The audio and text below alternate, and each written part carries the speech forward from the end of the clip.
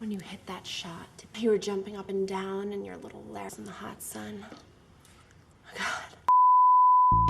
Hello Bray, balik lagi di Singkat Cerita.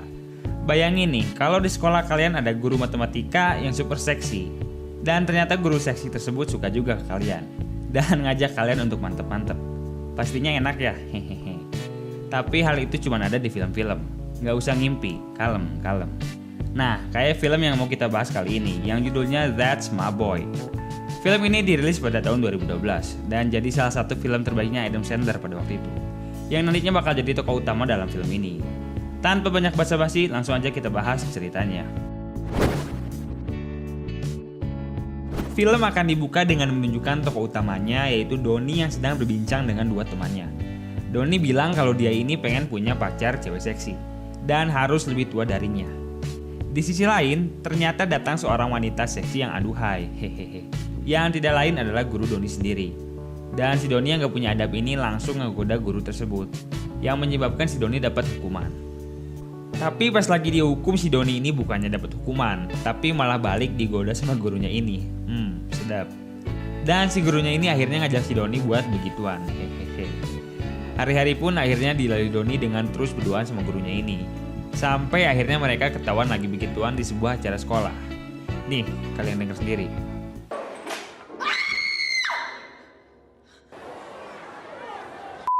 Anehnya si Donnie yang udah ketangkep basah ini bukannya dapat hukuman, tapi malah dapat sambutan meriah dari para temannya.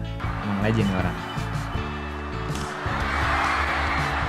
Akhirnya karena perbuatannya tersebut, guru Donnie ini disidang dan dapat 30 tahun hukuman penjara.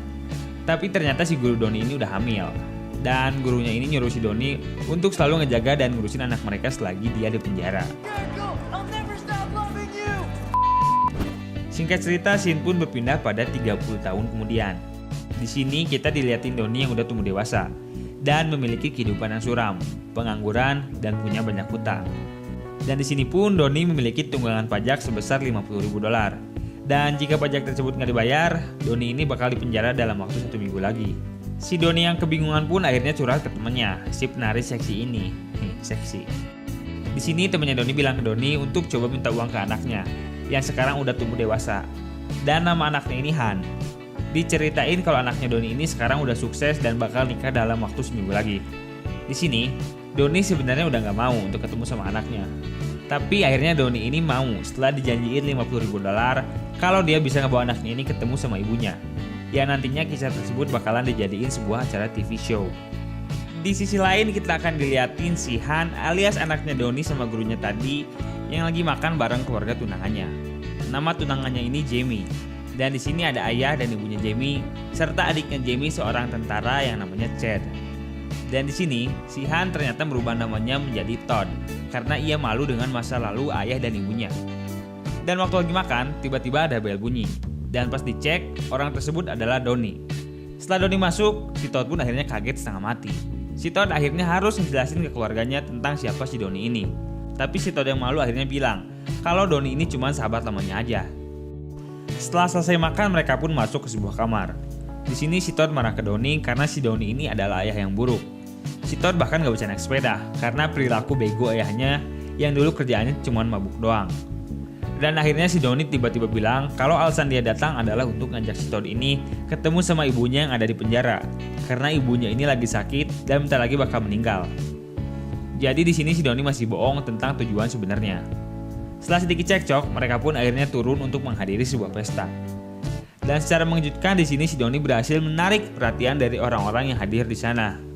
Setelah dapat perhatian, Donnie pun langsung ajak mereka buat main baseball. Tapi si Todd ini ternyata cupu dalam semua olahraga.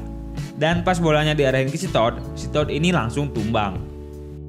Malam harinya si Donnie lagi-lagi kumpul bareng cewek-cewek manja. Sedep nih Donnie. Dan pas si Donnie ini bangun, si Donnie gak sengaja bikin kaget cewek-cewek di sana. Hehehe. Singkat cerita, si Donnie akhirnya masuk ke dalam rumah dan gak sengaja ngeliat Todd yang lagi cekcok sama Jamie. Donnie akhirnya memutuskan untuk masuk ke kamar Todd dan sedikit menghibur anaknya ini dengan cara ya gelut-gelut manja. Si Chad alias adiknya Jamie yang gak sengaja lihat hal tersebut pun langsung nantangin Todd buat bertarung. Sebenarnya si Chad ini dari awal selalu gak seneng gitu sama Todd, yang nantinya kita bakal tahu alasannya di akhir film. Singkat cerita mereka pun selesai bertarung dan siap-siap untuk tidur. Bukannya tidur, si Don ini malah nyiapin tisu buat mau begituan. Hehehe, lu tau lah. Dan kocaknya, si Doni ini pakai fotonya si Oma, alias neneknya Jamie. Ya gitu deh. Esok harinya, Todd dan keluarga pergi ke sebuah gereja untuk dapat restu nikah dari seorang pendeta. Tapi begonya, si Todd ini tiba-tiba emosi karena si pendeta ini salah ngomong, yang akhirnya terjadi pertarungan antara Todd dan pendeta tersebut. Dan karena si Todd ini cupu, dia akhirnya KO. Setelah selesai, seluruh keluarga Jamie akhirnya emosi ke si Todd atas perbuatan begonya tersebut. Tapi di sini ternyata si Doni ini sedikit ngasih masukan ke keluarganya Jamie yang bikin mereka tersentuh. Dan akhirnya Todd pun dimaafkan. Di sini si Todd kelihatan berterima kasih gitu sama ayahnya. Walaupun gak diucapin secara langsung, tapi hal itu bisa kelihatan dari gestur tubuhnya Todd. Singkat cerita, pernikahan pun dilanjutkan. Dan kini mereka akan melangsungkan pesta bujang alias pestanya cowok-cowok sebelum nikah. Tahu kan ya? Nah, di pesta bujang ini Doni ngebawa Todd dan keluarga ke klub langganannya. Mereka yang selama ini hidupnya selalu stres dengan pekerjaan dan masalah keluarga pun akhirnya bisa terbebaskan di pesta bujang ini. Mereka akhirnya minum-minum sampai bego. Setelah puas mereka pun akhirnya pulang. Tapi di sini si Doni nahan Todd untuk nggak pulang dulu, biar mereka bisa ngeluangin waktu berdua sebagai ayah dan anak. Dan secara mengejutkan mereka ternyata having a good time. Di sini benar-benar kelihatan kalau mereka ini saling sayang. Bahkan si Doni akhirnya ngajarin anaknya ini cara naik sepeda. Setelah sedikit berpesta, mereka pun akhirnya pulang. Dan ternyata waktu si Doni ini mau tidur, dia udah ditunggu sama neneknya Jamie. Yang tadi fotonya dipakai Doni buat gitulah, hehehe. Si neneknya Jamie pun ngegoda Doni buat dan maka terjadilah. Esok harinya, setelah si Doni bangun, dia tiba-tiba dapat telepon dari si Todd. Yang ternyata si Todd ini lagi dalam perjalanan buat ketemu ibunya yang lagi di penjara. Dan si Doni pun panik karena takut kebohongannya ini terungkap. Tanpa lama-lama Doni pun langsung berangkat ngejar si Todd. Singkat cerita akhirnya mereka pun nyampe di penjara. Dan tiba-tiba datang seorang cewek seksi yang aduhai. Yang tidak lain adalah guru yang tadi kita lihat di scene awal. Dan mereka pun akhirnya ngobrol layaknya sebuah keluarga. Tapi waktu mereka ngobrol tanpa diduga datang sebuah tim TV. Yang akhirnya ngasih tahu si Todd kalau ayahnya ini ngajakin Todd ke penjara cuman buat duit aja. Bukan karena ibunya sekarat. Di sini Doni udah berusaha ngasih tahu Todd kalau dia bakal cancel duit TV itu. Karena dia benar-benar sayang sama Todd. Tapi si Todd yang udah terlanjur kecewa akhirnya pergi. Singkat cerita, si Doni pun akhirnya diusir dari rumahnya Todd. Tapi waktu Doni lagi beres-beres, dia nggak sengaja ngedengar suara Jamie yang lagi teleponan sama selingkuhannya. Nah, Doni yang gak mau anaknya ini diselingkuhin, akhirnya ngasih tahu si Todd kalau Jamie ini udah selingkuh.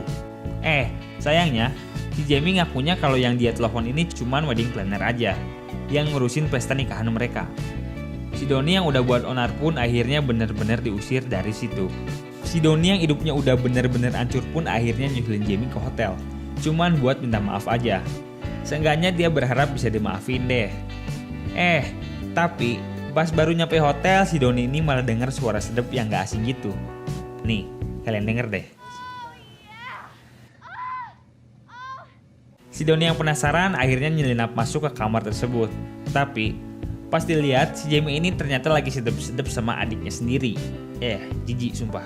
Di sini si Jamie beralasan kalau hal tersebut merupakan kebiasaan yang udah mereka lakuin sejak ABG. Nah, jadi ini alasan kenapa dari awal si Chad ini kelihatan gak suka gitu sama si Todd. Ternyata karena Doi cemburu. Tanpa banyak lama, akhirnya si Doni berniat ngasih tahu Todd yang sebenarnya terjadi. Tapi akhirnya di sini si Jamie ngasih duit $50.000 biar si Doni ini bisa tutup mulut.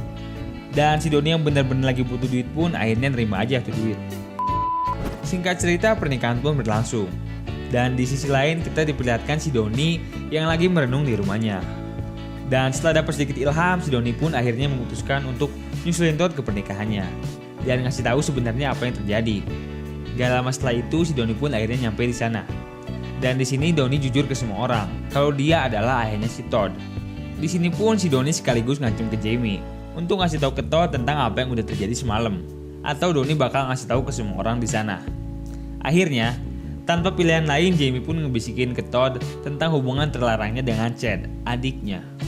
Dan akhirnya si Todd pun merasa jijik bersama semua orang di sana. yang bikin pernikahan tersebut batal. Akhirnya si Todd berterima kasih ke ayahnya ini karena udah nyelamatin dia dari cewek gak bener. Dan udah, bubar, filmnya udah beres. Nah, gimana nih filmnya? Seru dan menggugah bukan? Hehehe. Secara garis besar, film ini memiliki cerita yang cukup simpel, yaitu mengenai seorang ayah yang berusaha untuk menjalin kembali hubungan baik bersama anaknya dengan diselingi komedi-komedi dewasa. Walaupun film ini bukanlah film terbaik yang pernah dirilis, tapi film ini mungkin akan cocok untuk kalian yang menyukai film dengan genre komedi dewasa. Dan untuk kalian yang suka film-film semacam ini bisa langsung kasih like dan komen di kolom bawah. Sekian video kali ini dan goodbye.